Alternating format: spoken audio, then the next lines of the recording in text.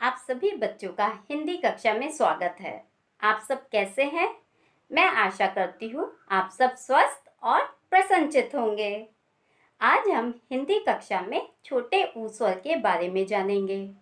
स्वर का मतलब होता है ध्वनि, जैसे कि कोयल के कूकने की ध्वनि, चिड़ियों के चहचहाने की ध्वनि, तबले की ध्वनि। वैसे ही छोटे ऊ स्वर की भी ध्वनि है, उ उ। इसकी ध्वनि छोटी सी है, इसलिए इसको छोटा ऊ कहते हैं। अब हम एक कहानी सुनेंगे जिसमें छोटे ऊ स्वर के बहुत सारे शब्द होंगे।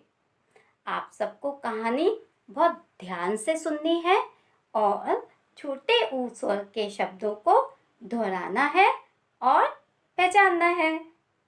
कहानी का शीर्षक है छोटे ऊ स्वर के शब्द। बहुत पहले की बात है। एक राजा था, एक रानी थी। राजा का नाम ऊ से उदित था और रानी का नाम ऊ से उर्मिला। दोनों सुबह जल्दी उठकर सूर्य उदय होते देखते और सूर्य को नमस्कार करते। सूर्य उदय होते देखना मतलब सूर्य का उगना देखते और सूर्य को नमस्कार करते। एक दिन दोनों एक उड़न खटोले में बैठकर उपवन में घूमने गए। उपवन में पता है रानी ने क्या देखा? रानी ने बड़ा सा पेड़ देखा और उस पे एक उल्लू बैठा था।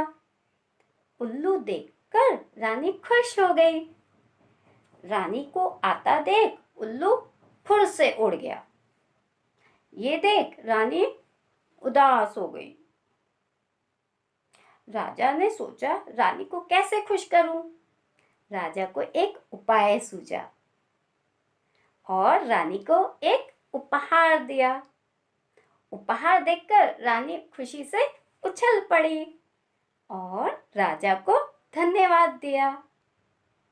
इस कहानी में हमने बहुत सारे छोटे ऊ स्वर के शब्द सुने, जैसे कि उदित, उर्मिला, उदय, उड़न खटोला, उल्लू, उदास, उड़ना, उपाय, उपहार। इन सभी शब्दों में छोटे ऊ स्वर की ध्वनि आती है, उ उ। अब हम एक खेल खेलते हैं। इस खेल में आप सबको मेरे साथ बोलना है और करना है। जो नहीं बोलेगा और करेगा वो खेल से बाहर हो जाएगा। मेरे साथ बोलें और करें। उल्लू, उड़ना, उठना, उछलना, उदास, उपाय,